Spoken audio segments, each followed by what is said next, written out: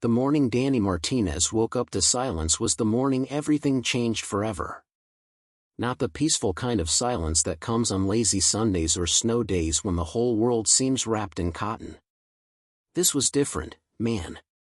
This was the kind of silence that made your skin crawl, the kind that felt like the whole city was holding its breath, waiting for something terrible to happen.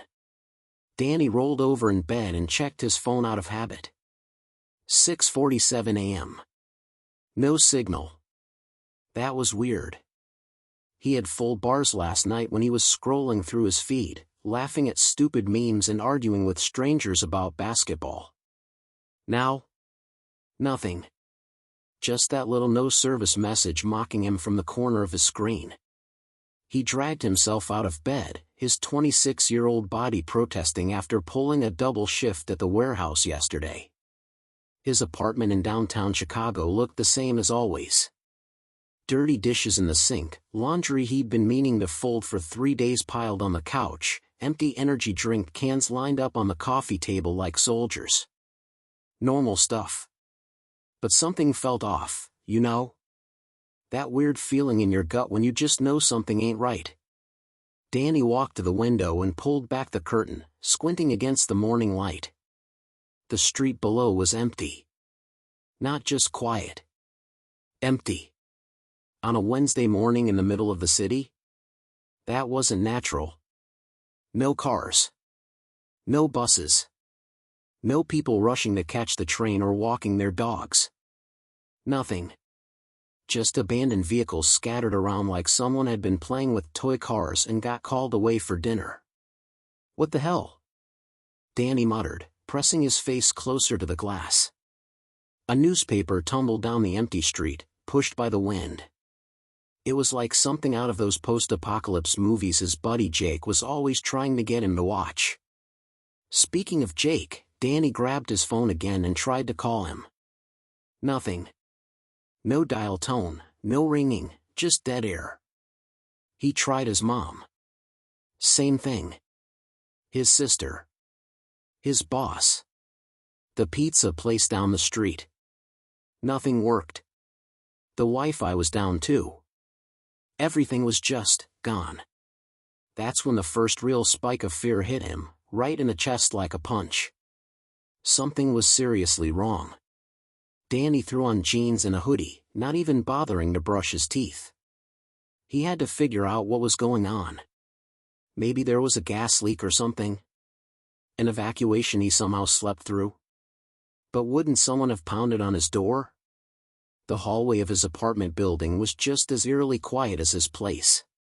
Usually, you could hear Mrs. Patterson's TV blaring from 3B or the Rodriguez kids screaming and playing in 4C. Now? Nothing. Just the hum of the fluorescent lights overhead, that annoying buzz that suddenly seemed way too loud. Danny knocked on Jake's door across the hall. Yo, Jake. You alive in there, man? No answer. He tried the handle. Locked.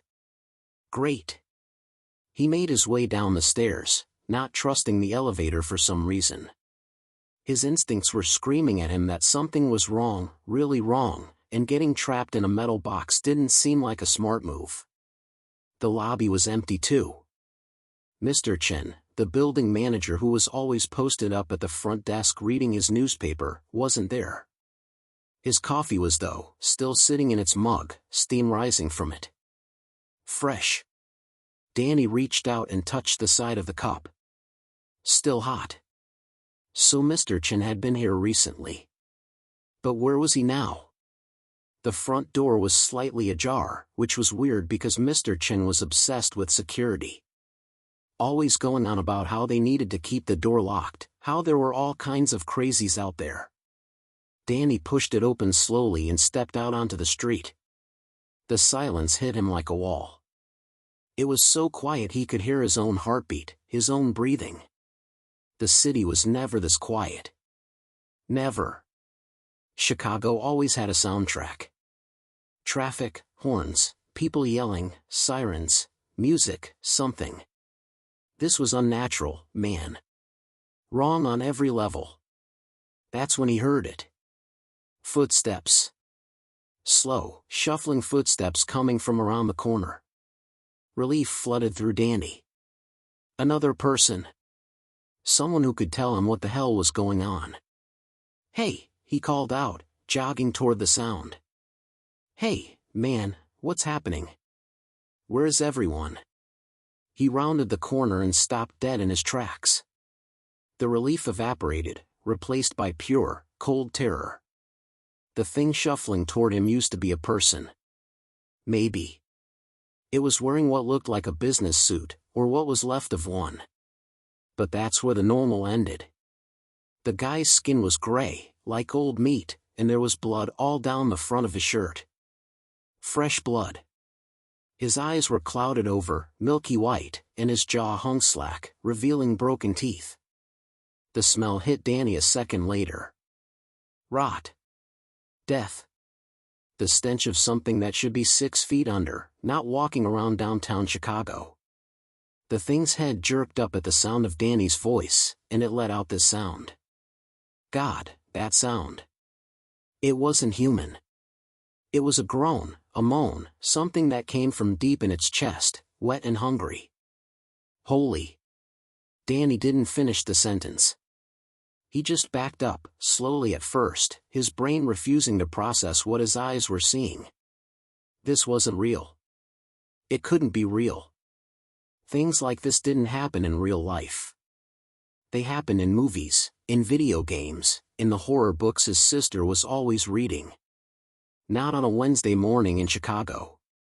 Not to regular guys like him who just wanted to work their shift and maybe catch the game later. The thing in the suit started moving faster, its shuffling walk turning into a jerky run. That broke the spell. Danny turned and bolted.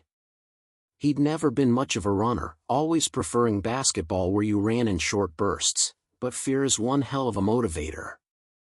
His legs pumped, his heart hammered, and behind him, he could hear that awful groaning getting louder. Not just one voice now. Multiple voices. He risked a glance back and immediately wished he hadn't. There were more of them, pouring out of buildings, out of alleys, stumbling over abandoned cars. All of them with that same gray skin, those same dead eyes, all of them moving toward him like he was the last meal on earth. Danny's apartment building was ahead. He could make it. He had to make it. He pushed himself harder, his lungs burning, and practically flew through the front door. He slammed it shut behind him and engaged the deadbolt, then grabbed a chair from the lobby and wedged it under the handle for good measure. A second later, the first of those things hit the door. The impact made the whole frame shudder. Then another hit. And another. The glass in the door was reinforced, thank God, but Danny didn't want to stick around to see how long it would hold. He ran for the stairs, taking them 2 at a time, his legs screaming in protest. He made it back to his apartment and locked himself in, then dragged his couch in front of the door. It probably wouldn't stop much, but it made him feel a tiny bit safer. His hands were shaking so bad he could barely grip his phone. Still no signal. Come on, come on, come on, he muttered, trying to get any kind of connection. Nothing. The TV wouldn't turn on either. No power? No, wait. The lights still worked. He flipped on the TV again and cycled through channels. Static. Static. More static. Every single channel was dead except, wait. Channel 7. The emergency broadcast system. The screen was showing that familiar test pattern, and a robotic voice was repeating a message. This is not a test. A national emergency has been declared. Citizens are advised to remain in their homes. Lock all doors and windows. Do not attempt to travel. Do not approach anyone displaying symptoms of extreme aggression, violent behavior, or physical deterioration. Help is coming. This is not a test. A national emergency has been declared. It repeated over and over, that same cold, emotionless message. Danny sank onto the floor, his back against the couch, trying to process everything. A national emergency. Zombies. Actual freaking zombies walking around outside his building. This couldn't be happening. Things like this didn't happen. But they were happening. The sounds from outside made that crystal clear. Groaning, shuffling, the occasional scream in the distance that cut off way too quickly. Danny sat there for what felt like hours but was probably only minutes, trying to get his breathing under control, trying to think. Okay. He was alive. He was safe for now. The apartment was secure. He had food, some canned stuff, ramen, a few frozen pizzas if the power stayed on. Water. He could fill the bathtub, that's what people did in emergencies, right? He'd seen that in a movie once. He forced himself to stand up and went to the bathroom, plugging the tub and turning on the faucet. The water ran clear and cold. That was something at least. While the tub filled, Danny did an inventory of his apartment. Food-wise, he had maybe a week if he was careful. Not great, but not terrible. Water would be okay if he filled every container he could find. Weapons? That was trickier. He wasn't exactly a gun guy. He had a baseball bat in the closet from his softball league days. A kitchen knife. A hammer in his junk drawer. Not much against what he'd seen outside, but better than nothing. He grabbed the bat and felt a little better having it in his hands. A little. A bang on his door nearly made him jump out of his skin. Danny.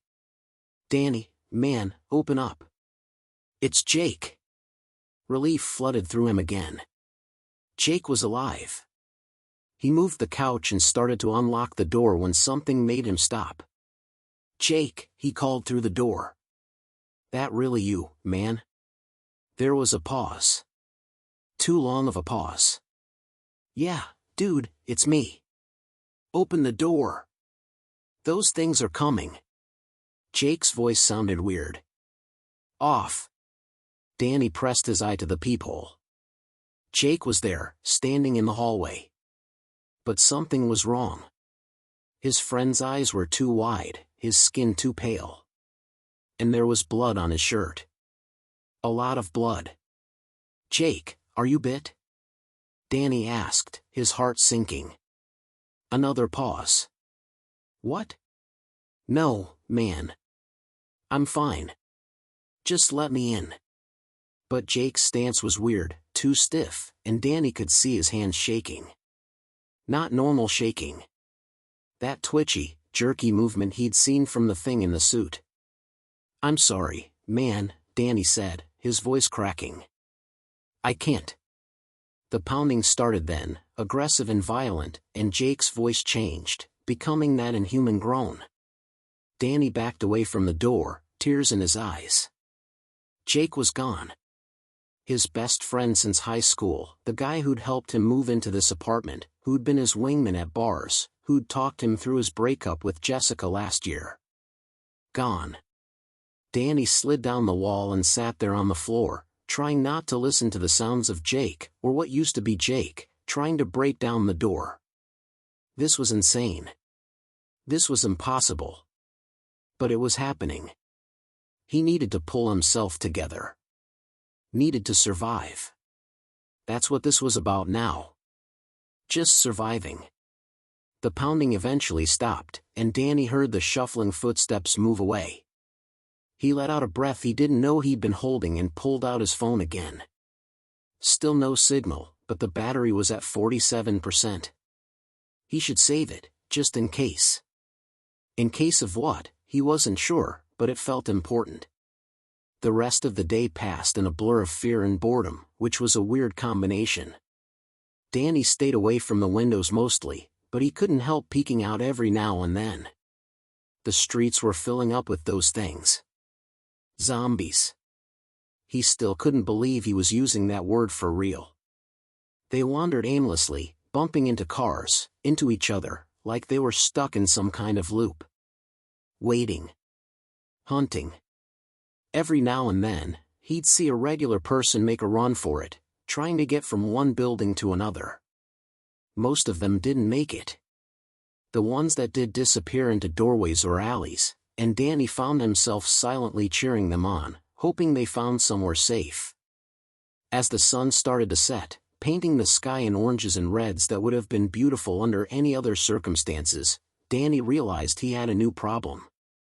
Night was coming, and he had no idea if those things out there could see in the dark. Could they smell people? Hear them? He didn't know the rules, and that terrified him. In movies, zombies usually went by sound or smell, right? He should be quiet. Really quiet. He turned off the TV, even though the emergency broadcast message was the only connection to the outside world he had. The silence in his apartment was suffocating. That's when he heard it. A voice. A human voice, and it was close. Hello? Is anyone there? Please, someone help. It was coming from above. The roof?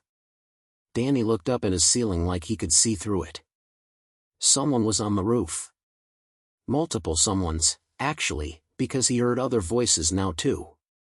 Arguing. Planning. Other survivors.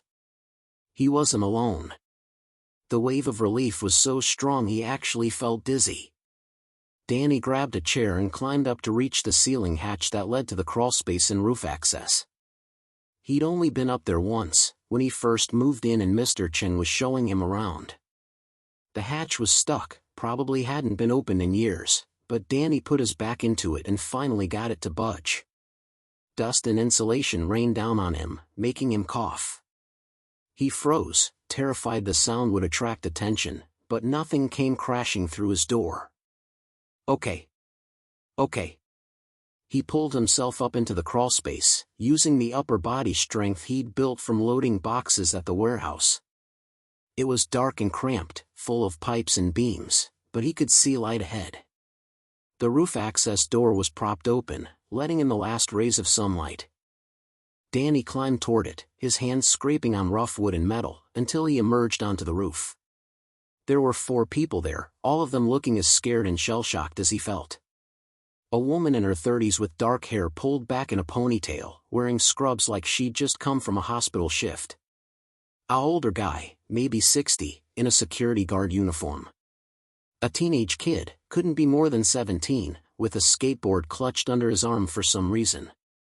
And a younger woman, early 20s, in yoga pants and a tank top, covered in what Danny really hoped was someone else's blood. They all turned to look at him as he climbed onto the roof, and for a second, nobody said anything. Then the woman in scrubs spoke. "Are you bit?" Her voice was steady, calm, like she'd asked this question before. Danny shook his head quickly. No, I'm fine. I mean, not fine, because the world's ending and there's zombies everywhere, but I'm not bit. Are you guys okay? The security guard laughed, but it wasn't a happy sound. Okay? Kid, we're about as far from okay as you can get. But we're alive, so I guess that counts for something. I'm Melissa, the woman in scrubs said, taking charge. This is Frank, she nodded to the security guard. That's Tyler, the teenager gave a weak wave, and this is Brittany. The younger woman just stared at Danny with wide eyes, not saying anything. She was in shock, he realized. Probably had been through something really bad. Danny, he said, introducing himself.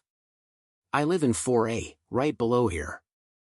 I heard you guys and, man, I'm just glad there's other people. I thought I was alone. You and me both, Tyler said.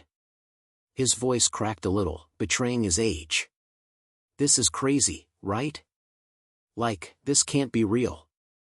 I'm gonna wake up and it's gonna be some weird dream from eating too much pizza before bed. Frank snorted. I wish, kid. But I've been in 2 wars and seen some things, and this is real as it gets. Question is, what are we gonna do about it? That was the $1,000,000 question, wasn't it? Danny walked to the edge of the roof, careful not to get too close, and looked down at the street. There were more of them now, dozens of those things shuffling around in the growing darkness. The city skyline in the distance was dark too, way darker than it should be. No lights in the buildings. Had the power gone out everywhere? Or were there just no people left to turn the lights on? We need to survive, Melissa said firmly. That's step one. We have shelter up here, at least for now. We need to pool our resources. Food, water, weapons. Figure out what we have to work with. It made sense. Danny nodded. I've got some food in my apartment. Water too. I filled my bathtub before coming up. And I got a bat. He felt kind of stupid saying it out loud. A bat. Against zombies. But Melissa just nodded approvingly. Good thinking. Every little bit helps. Frank, what about you? The older man patted his belt. Got my security baton. Not much, but I know how to use it. And I've got a first aid kit in my apartment, 2D. Some canned food, not much. Tyler shifted his skateboard. I've got like half a bag of chips and some soda in my place. 5B, and my skateboard, I guess? He said it like a question, like he wasn't sure if a skateboard counted as a resource. Brittany finally spoke up, her voice barely above a whisper. I was at the gym when it started. I don't have anything. My apartment is across town. I ran. I saw people getting attacked and I ran and I ended up here and... She trailed off, her eyes filling with tears. Melissa put a hand on her shoulder. Hey, you survived. That's what matters. We'll figure the rest out. She turned back to the group. Okay, here's what I think we should do. It's getting dark, and we don't know how those things are at night. I say we stay on the roof tonight, take turns keeping watch. Tomorrow, when it's light, we can carefully go to our apartments and gather supplies. Bring everything up here to the roof. Make this our base. Agreed? Everyone nodded. It was a plan, at least. Better than nothing. They settled in for what was going to be a long night. The roof had a small maintenance shed that was unlocked, and inside they found some old tarps, a couple of dusty folding chairs, and a toolbox with some rusty tools. Not much, but they laid out the tarps to sit on and huddle together as the temperature started to drop. Chicago nights could be cold, even in September. Danny wished he'd grabbed a jacket, but he'd been so freaked out earlier that clothing layers hadn't exactly been a priority. As the darkness grew, so did the sounds from below. That groaning, moaning chorus of the undead. It was like nothing Danny had ever heard, and he knew it was going to haunt his nightmares for the rest of his life. However long that turned out to be. So what do you think happened? Tyler asked quietly. Like, how did this start? Frank shrugged. Does it matter? Some kind of virus, probably. Government experiment gone wrong. Or maybe it's natural, some mutation. Hell, could be the rapture for all we know. It's not the rapture, Melissa said tiredly. I'm an ER nurse. I saw the first cases start coming in yesterday afternoon. People coming in with bite wounds, acting crazy, violent. We thought it was bath salts or some new drug. By evening, the hospital was overrun. Patients were attacking staff were getting bit and turning. It spread so fast. Her voice shook a little. I lost friends. Good people. I barely made it out. The weight of her words settled over the group. This wasn't some distant problem. This was real, and it had taken people they cared about. My mom, Tyler said suddenly. She was at work when I left the house this morning. I don't know if she's okay. I tried calling but nothing works. His voice was thick with emotion. Danny felt a pang in his chest. His own mom lived on the south side. His sister was in college downstate. Were they alive? Were they safe? He had no way of knowing, and that helplessness was crushing. We have to believe our people are okay, Melissa said gently. We have to believe that there are other groups like us, survivors holding up and waiting for help. The emergency broadcast said help was coming, right? You really believe that? Brittany asked bitterly. Help is coming? Look around. The world ended in like a day. Nobody's coming to save us. Frank cleared his throat. Maybe not today. Maybe not tomorrow. But giving up hope? That's how you die, kid. Trust me. You gotta believe there's something worth surviving for, or you might as well just walk off this roof right now. The harsh words seemed to snap Brittany out of her spiral a bit. She nodded slowly. Okay. Okay, you're right. I'm sorry. I'm just scared. We're all scared, Danny admitted. I'm terrified. But we're together now, and that's better than being alone. They fell into silence after that, each lost in their own thoughts. Danny volunteered to take first watch, figuring he was too wired to sleep anyway. The others tried to get comfortable on the tarps, using their arms or bunched up fabric as pillows. It was far from ideal, but exhaustion won out and one by one, they dozed off. All except Melissa, who sat next to Danny at the edge of the roof, looking out over the dead city. You holding up okay? She asked quietly. Danny let out a shaky laugh. I work at a warehouse, loading trucks. Yesterday, my biggest problem was whether I was gonna have time to grab lunch or if I'd have to work through my break again. Now I'm on a roof hiding from zombies. So yeah, I'm just peachy. Melissa smiled slightly. I get it. Everything changed so fast. But you seem like you've got a good head on your shoulders. You thought to fill your tub with water. You grabbed a weapon. You found us. Those are all smart moves. Thanks, Danny said, feeling oddly touched by the compliment. You seem like you're handling this pretty well too. Taking charge, making plans. That nurse training, huh? She nodded. You see enough emergencies, you learn to compartmentalize. Freak out later, deal with the crisis now.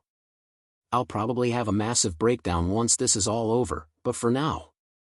She gestured vaguely at the roof. For now, we survive.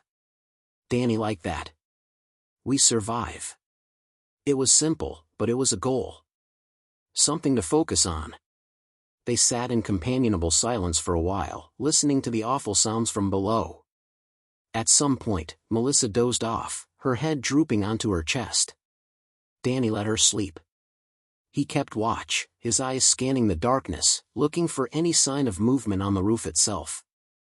The last thing they needed was one of those things figuring out how to climb. Hours crawled by. Danny's phone said it was 2:17 a.m. when he heard something that made his blood run cold. Footsteps in the building below. Not the shuffling, dragging steps of the zombies.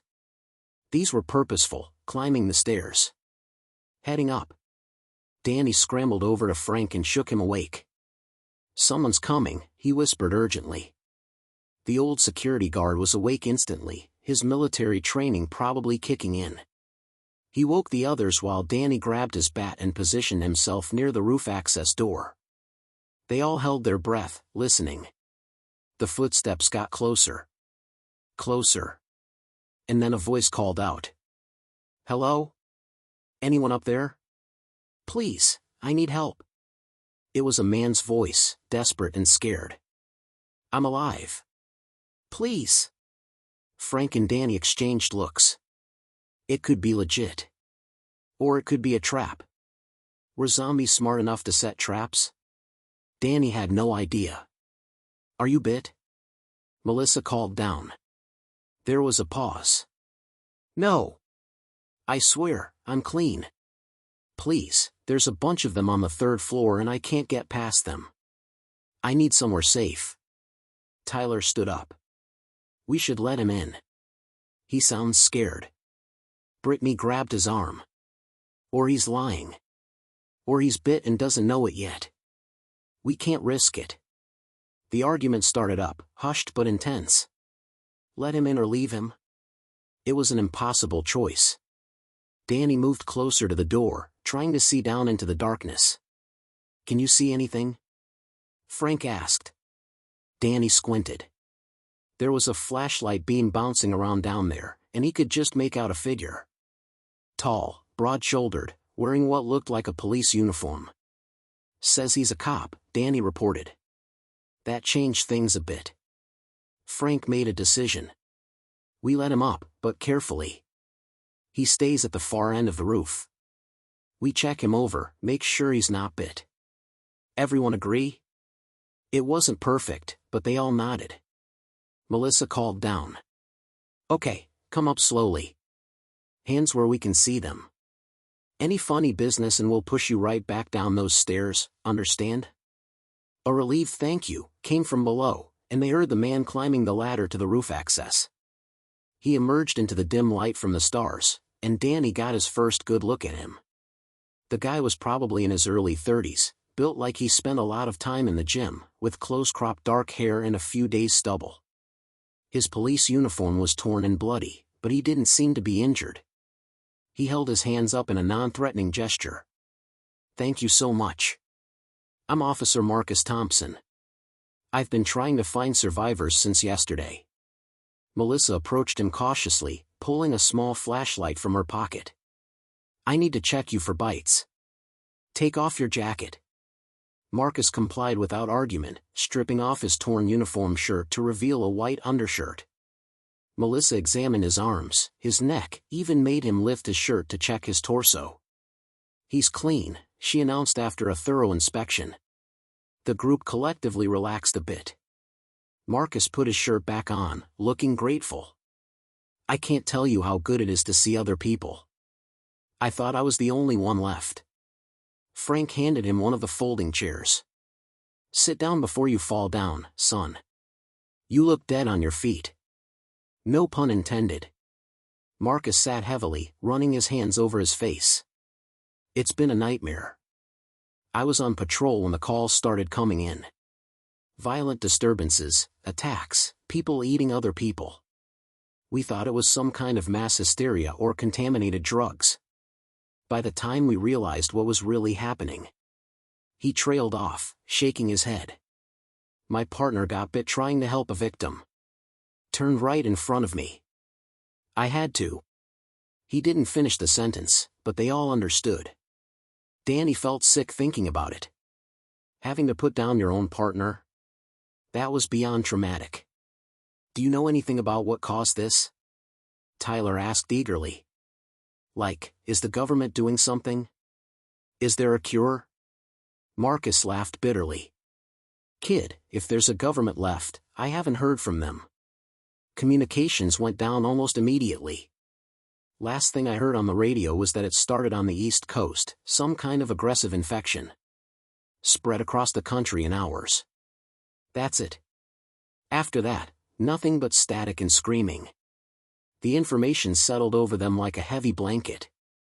If it had spread across the whole country, how many people were left? How many had survived?" "We were planning to gather supplies tomorrow," Melissa told Marcus. "Make the roof our base. You're welcome to join us if you want. Safety in numbers." Marcus nodded gratefully. "I'd appreciate that. I've got my service weapon." He patted the gun at his hip, and Danny felt a bit better knowing they had actual firepower now, and some training in survival situations. "I can pull my weight." Frank stuck out his hand. "Welcome to the team, officer." Marcus shook it. "Just Marcus is fine. I don't think ranks matter much anymore." They reorganized their watch schedule to include Marcus, and Danny finally allowed himself to try to sleep. He lay on the hard tarp, using his hoodie as a pillow, and stared up at the stars. They were brighter than he'd ever seen them in the city, without all the light pollution. Under any other circumstances, it would have been beautiful. Now, it just reminded him that the world had gone dark. He must have dozed off eventually because the next thing he knew, someone was shaking him awake.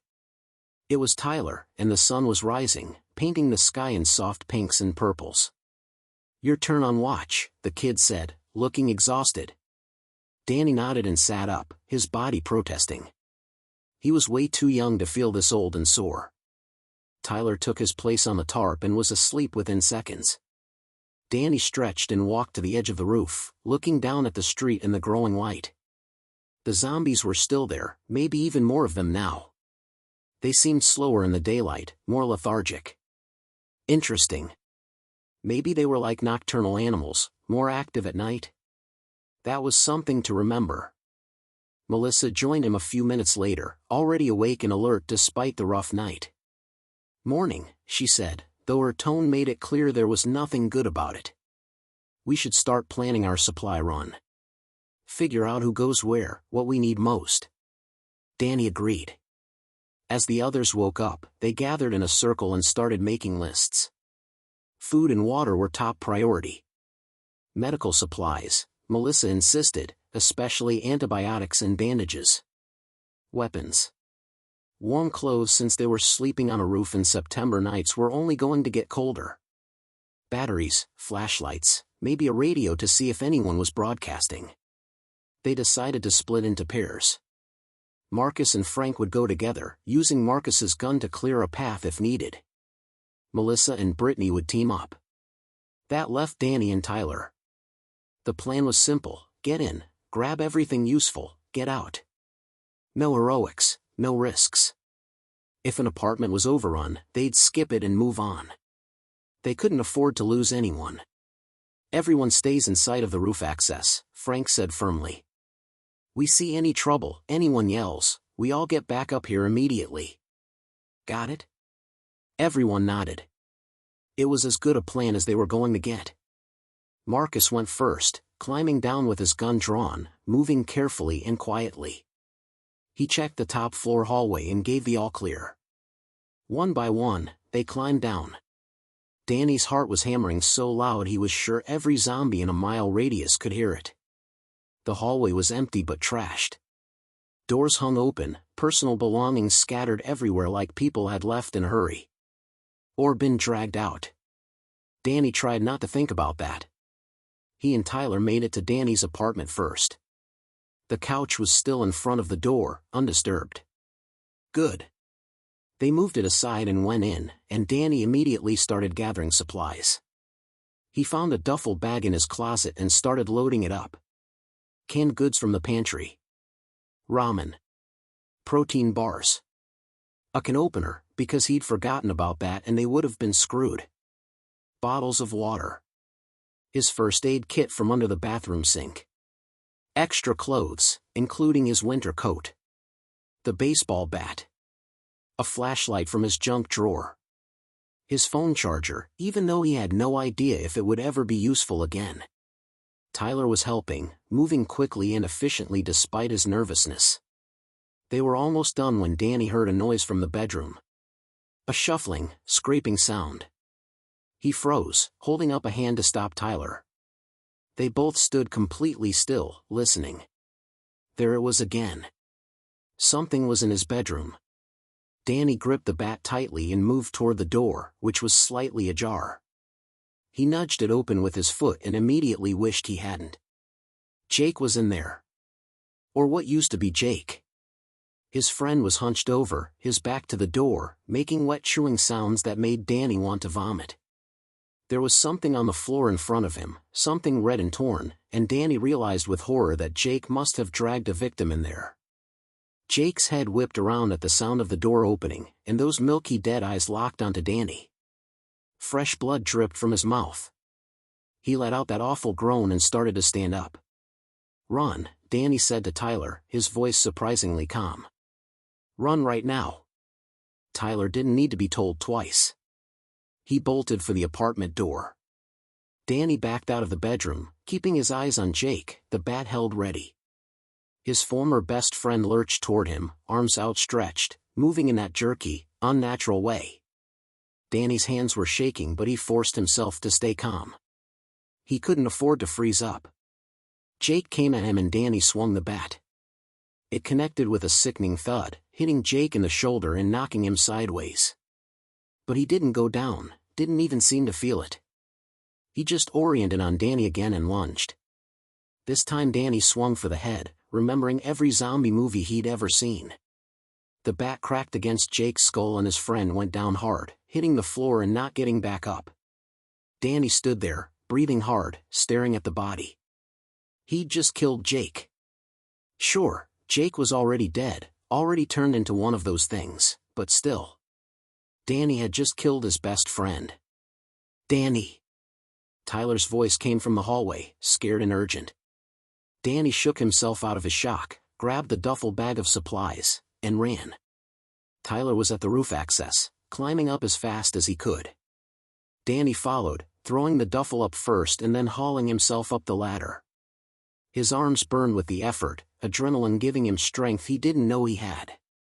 They made it back onto the roof and Danny slammed the access door shut, his chest heaving. The others crowded around them. What happened? We heard noises. Melissa demanded. There was one in my apartment, Danny managed between gasps for air. My friend. He turned. I had to. He couldn't finish the sentence. Melissa's expression softened with understanding. I'm sorry. That's rough. But you did what you had to do. You survived. Danny nodded numbly. He'd survived. That's what mattered. Right? Frank and Marcus had made it back too with their own supplies, and Brittany and Melissa returned last, carrying armfuls of stuff. They spread it all out on the roof and took stock. It wasn't bad. They had food for maybe 2 weeks if they rationed carefully. Plenty of water. Some medical supplies. A few blankets and warmer clothes. A battery-powered radio that Frank had found, though when they turned it on, all they got was static. Marcus had contributed ammo for his gun and a hunting knife he'd had in his apartment. Okay, Melissa said, taking charge again. This is good. We can work with this. Now we need to think long-term. We can't stay on this roof forever. Marcus nodded in agreement. We need to think about finding a more defensible location. Somewhere with better access to supplies, maybe closer to resources. And we need to figure out if there are other survivors, maybe establish contact. The radio, Tyler said suddenly. We should try to broadcast. See if anyone responds. Frank looked doubtful but shrugged. Can't hurt. Kid, you know how to work this thing? Tyler nodded eagerly. He'd been in AV club at school. He fiddled with the radio, adjusting frequencies and speaking into the microphone they'd found with it. Hello? This is Tyler broadcasting from downtown Chicago. If anyone can hear this, we're survivors holed up in an apartment building. Please respond. Over. Silence. Static. He tried again. This is Tyler in downtown Chicago. Any survivors, please respond. Over. More silence. They took turns trying for the next hour, broadcasting their message and scanning through frequencies, hoping to hear something. Anything. Just when they were about to give up, a crackle of sound came through. Not static. A voice. Faint and distorted, but definitely a voice. Hear you, survivors at campus, day, fortified. Then static again. Everyone froze, staring at the radio. Did you hear that? Brittany asked excitedly. Someone responded. Tyler frantically adjusted the dial, trying to get the signal back. Hello? Hello, we heard you. Please repeat. Where are you? Another burst of static, and then the voice came through again, slightly clearer this time. University campus, north side, survivors, military presence, come if you can, fortified position, bring supplies. Then it cut out again. Marcus grabbed a map he'd brought from his apartment and spread it out. University campus on the north side. That's got to be northwestern. It's maybe 5 miles from here. 5 miles. Under normal circumstances, that was nothing.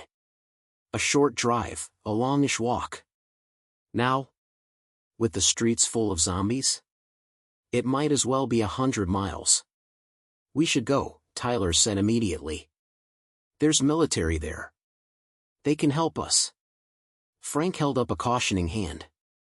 Hold on, kid. We don't know how many of those things are between here and there. We don't know if that message is even current or if it's some kind of loop from days ago. We need to think this through. But Danny could see the hope in everyone's eyes.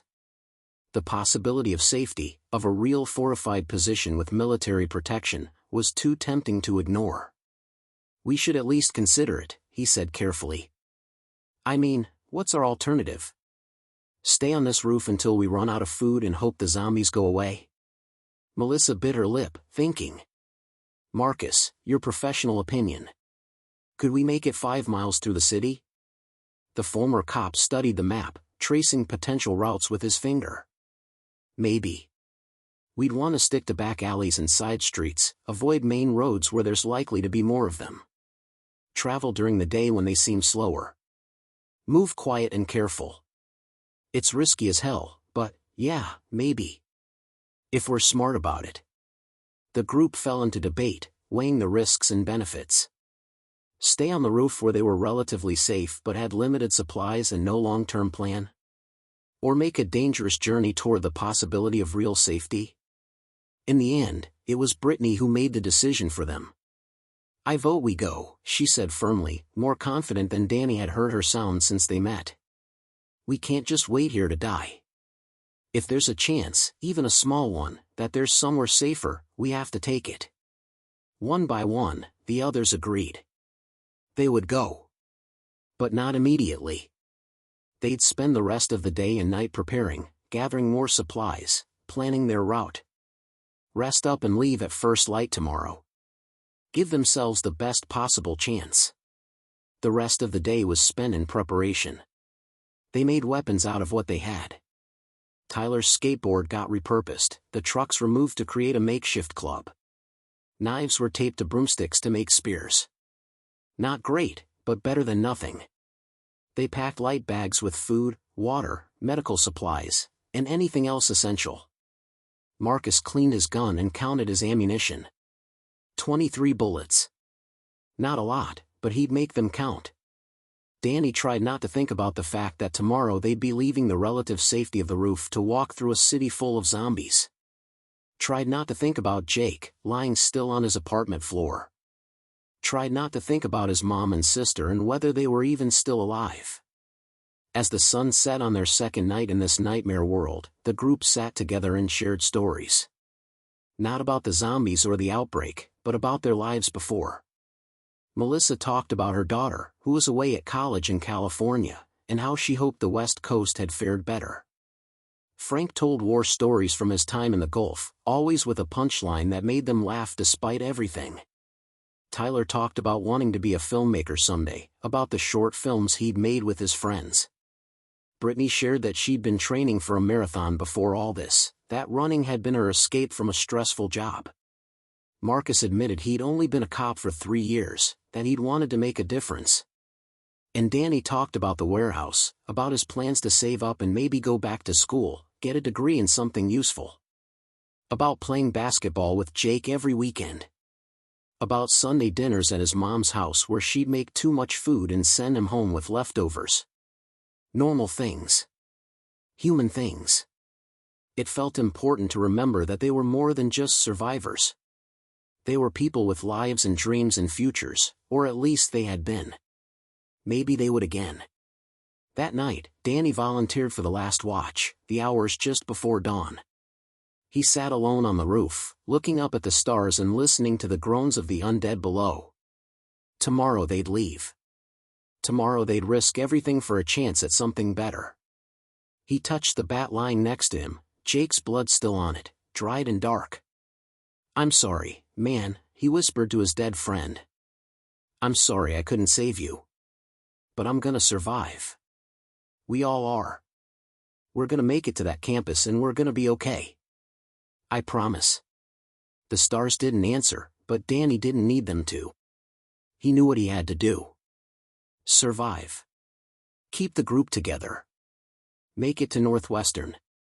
Find out if there was still hope in this dead world. As the first light of dawn started to creep over the horizon, the others began to wake. They ate a cold breakfast of protein bars and bottled water, checked their supplies one last time, and gathered at the roof access. This was it. The moment of truth. Melissa looked at each of them in turn. We stick together. We watch each other's backs. We make smart choices. And we survive. Agreed? A chorus of agreement. Marcus checked his gun one more time. Frank gripped his baton. Tyler hefted his modified skateboard. Brittany clutched a kitchen knife. Danny held his bat. They were as ready as they'd ever be. All right, Marcus said, taking point. Let's go find out if there's still hope in this world. And with that, he opened the roof access door and started down. One by one, they followed him into the darkness, leaving the safety of the roof behind, heading out into the silent streets full of the dead, searching for survivors, searching for safety, searching for a future in a world that had ended. The journey had begun, and Danny knew that nothing would ever be the same again. This was their life now. Footsteps in silent streets, navigating a mysterious world transformed by a sudden zombie outbreak, fighting to survive one more day.